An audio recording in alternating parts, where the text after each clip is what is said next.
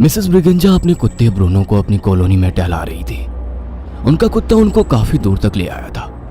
तभी एक बंगले के सामने आकर वो कुत्ता रुक गया और जोर जोर से भौंकने लगा। मिसेस ब्रिगेंजा अपने कुत्ते को बाहर बाहर चुप करा रही थी, मगर उनका कुत्ता उस बंगले की ओर देखकर लगातार भौंके जा रहा था। तभी मिसेस ब्रिगेंजा की नजर उस बंगले पर पड़ी, जिसका गेट थोड़ा सा खुला हुआ था। मिसेस ब्रिगेंजा की आंखों में उस खुले हुए गेट को देखकर दहशत के साए लहराने लगे। अचानक ब्रूनो जोर जोर से भौंकता हुआ बड़ी फुर्ती से उस बंगले के अंदर घुस गया और कुछ ही पलों में वो डरा सहमा बंगले से बाहर निकल आया। लेकिन ब्रूनो की हालत अब ऐसी हो गई थी जैसे उसके शरीर का खून किसी ने खींच लिया हो। कुछ ही पलों में ब्रूनो ने मिसेस ब्रिगेंजा की आंखों के सामने दम तोड़ दिया। मिसेस ब्रिगेंजा अपने कुत्ते को बहुत चाहती थी। मिसेस ब्रिगेंजा की आंखें डर और हैरत से फटी की फटी रह गई। अचानक उनके सामने ब्रूनो जैसा ही कुत्ता उस बंगले के बाहर खड़ा था, जो लाल लाल आंखों से मिसेस ब्रिगेंजा को घूरे जा रहा था। कुछ ही पलों में उसने मिसेस ब्रिगेंजा के ऊपर करके चीर फाड़ कर रख दिया। मिसेस ब्रिगेंजा की चीख सन्नाटे में गूंज गई। इस घटना के 2 महीने बाद एक ब्लैक कलर की मर्सिडीज बड़ी स्पीड से आती हुई एडवर्ड विला के सामने आकर रुकी। मर्सिडीज में सवार एना, टोनी और रोजी बाहर निकलकर एडवर्ड विला के सामने खड़े हो गए और उस बंगले को गौर से देखने लगे। एना टोनी की पत्नी थी और रोजी उनकी 10 साल की बेटी। एना बहुत खुश होते हुए टोनी से बोली, वाह टोनी, बंगला तो वाकई बहुत खूबसूरत है। समझ में नहीं आता कि गोवा में तुमने इतना सुंदर बंगला आखिर ढूंढ कैसे लिया। अरे उससे भी अच्छी बात यह है ना कि ये बंगला हमें बहुत ही कम कीमत पर मिल गया है। वैसे तुम्हें ये बंगला कैसे लगा? बहुत ही सुंदर, बिल्कुल सपनों के जैसा घर लगता है। लेकिन टोनी और एना ने देखा कि उनकी बेटी रोजी बड़ी खोए खोए अंदाज में बंगले को बहुत गौर से देखे जा रही थी। तभी टोनी मुस्कुराता हुआ अपनी 10 साल की बेटी रोजी के पास जाकर बोला, क्या बात है रोजी, तुम्हें ये घर पसंद नहीं आया? टोनी की बात पर रोजी सिर्फ मुस्कुरा दी। रोजी बहुत कम बात किया करती थी। वो सब बंगले के अंदर चले गए। एना और टोनी को बंगला अंदर से काफी पसंद आया था। टोनी ने यह बंगला पिछले महीने ही बहुत सस्ती कीमत पर खरीदा था। टोनी ने बेचने वाले से इतने अच्छे और कीमती बंगले की कीमत सुनकर इसकी वजह भी पूछी थी, मगर बेचने वाले ने उससे यह कहकर टाल दिया कि तुम्हें आम खाने से मतलब है या गुठली गिरने से। टोनी को तो यह बंगला पहले ही नजर में पसंद आ गया था। रात हो चुकी थी। डिनर करते वक्त एना और टोनी बहुत खुश थे, मगर उन्होंने देखा कि उनकी बेटी रोजी सामने रखी एक बड़ी सी पुरानी लकड़ी की अलमारी को घूरे जा रही थी। पता नहीं क्यों एना को अपनी बेटी की आंखों में एक अजीब सा डर दिखाई दिया। एना खाने की टेबल से उठकर रोजी के पास चली गई और बड़े प्यार से बोली, क्या बात है माय चाइल्ड, क्या तुम्हें कोई परेशानी है? तुम खाना क्यों नहीं खा रही? मुझे भूख नहीं है मम्मी। तुम सामने क्या देख रही हो? मगर रोजी ने एना की बातों का कोई जवाब नहीं दिया। अरे उसे भूख नहीं होगी एना, रहने दो। डिनर के बाद एना ने रोजी को उसके कमरे में सुला दिया। उसे सुलाकर एना अपने बेडरूम में आ गई, मगर वो इस बात से बेखबर थे कि उन दोनों को कोई और बहुत गौर से देख रहा था। वो नहीं जानते थे कि उनकी आने वाली जिंदगी बदलने वाली थी। अगले दिन संडे था और संडे वाले दिन टोनी की फैमिली चर्च जरूर जाती थी। उस दिन भी वो सब लोग चर्च चले गए। प्रेयर खत्म होने के बाद चर्च के फादर की नजर जब टोनी की फैमिली पर पड़ी तो वो धीरे धीरे कदमों से मुस्कुराकर चलते हुए उन तीनों के पास आकर खड़े होकर बोले, लगता है तुम लोग इस शहर में नए हो। जी फादर, हम लोग कुछ दिन पहले ही गोवा में रहने के लिए आए हैं। इस चर्च के थोड़ी दूर जो एडवर्ड विला है ना, वो मैंने खरीद लिया है। एडवर्ड विला का नाम सुनते ही फादर के चेहरे पर खौफ की परछाइयां लहराने लगी। वो डर कर हकलाते हुए बोले, ईश्वर तुम लोगों की रक्षा करे। इतना कहकर वो बड़ी तेजी से चर्च के बाहर निकल गए। एना और टोनी को फादर की इस हरकत से बड़ी हैरानी हुई। फादर के इस बिहेवियर पर एना टोनी की ओर सवालिया नजरों से देखने लगी।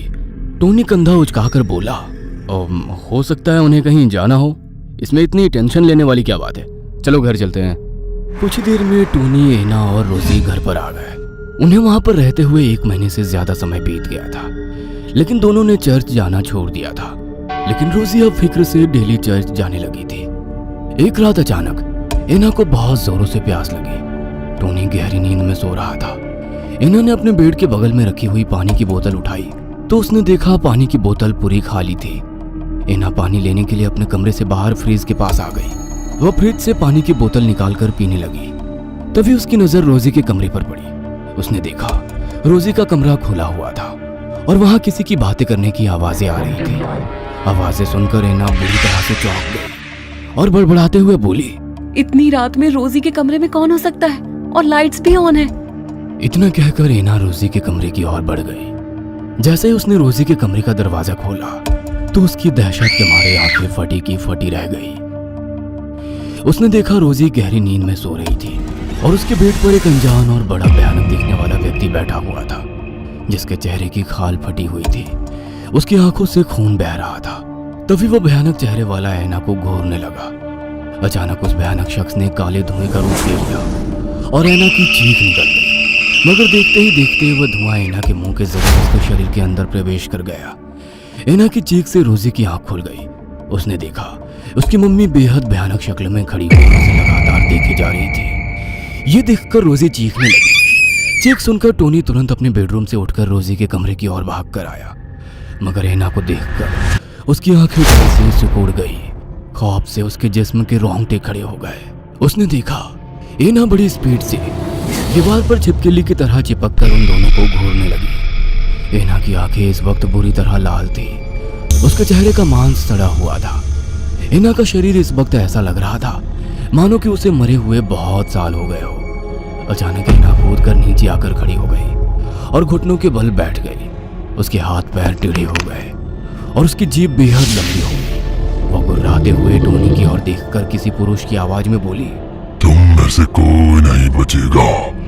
आज की रात तुम दोनों का सर शैतान को भेंट चढ़ाऊंगा मैं। इतना बोलकर ऐना जमीन पर बड़ी फुर्ती से रेंगते हुए टोनी के पास आकर खड़ी हो गई और उसने टोनी का गला कसकर पकड़ लिया। टोनी चीखते हुए रोजी से बोला, रोजी तुम यहाँ से भाग जाओ, ये तुम्हारी मम्मी नहीं है बल्कि कोई शैतान है। रोजी तुरंत दौड़ती हुई कमरे से बाहर भाग गई। ऐना खूंखार भरी नजरों से रोजी को भागते हुए देखने लगी। अचानक उसने टोनी की ओर देखकर कहा, तुझे क्या लगता है तू अपनी बेटी को बचा पाएगा? आज की रात तेरी बेटी और तुझे शैतान को भेंट चढ़ाकर मैं इस संसार में वापस आ जाऊंगा। इतना कहकर ऐना ने अपने दांत टोनी की गर्दन में गड़ा दिए। टोनी की दिल दहला देने वाली चीख बंगले में गूंज गई। ऐना टोनी का खून तब तक पीती रही जब तक कि उसके हाथ पैर ठंडे नहीं पड़ गए। उसके बाद वो टोनी के शरीर का मांस खाने लगी कि अचानक उसके कानों में फादर की आवाज टकराई, इसे छोड़ दे इविल स्पिरिट। ऐना गुस्से से फादर की ओर देखकर बोली, हमेशा की तरह इस बार भी देर से आया है फादर। ये तो मर चुका, अब तू क्या करेगा? फादर ने अपनी जेब से बड़ा सा क्रॉस निकालकर ऐना के सामने कर दिया। ऐना चीखती हुई दीवार से चिपक गई। फादर गुस्से में बोले, इस बार तुझे नर्क में भेज कर ही रहूंगा एडवर्ड। जब तू जिंदा था तब भी तू बेगुनाह मासूम लोगों को मारकर उनका खून पीता था। मरने के बाद भी तेरी स्पिरिट इस बंगले से नहीं गई। इतना कहकर फादर जोर जोर से बाइबल पढ़ने लगे। जैसे जैसे फादर बाइबल पढ़ते जा रहे थे ऐना किसी मछली की तरह तड़पती जा रही थी। कुछ ही देर में ऐना के मुंह से वो काला धुआं निकलकर बाहर आ गया और उसने एक बेहद भयानक व्यक्ति की शक्ल अख्तियार कर ली। फादर ने तुरंत अपनी जेब से होली वाटर निकालकर उसकी ओर फेंक दिया। होली वाटर गिर गई। वो भयानक चेहरे वाला शैतान चीखने लगा। देखते ही देखते उसके शरीर में आग लग गई और वो जलकर राख हो गया। ऐना होश में आ चुकी थी। उसने देखा उसका पति टोनी फर्श पर मरा पड़ा था। ऐना रोती हुई अपने पति की ओर भागी।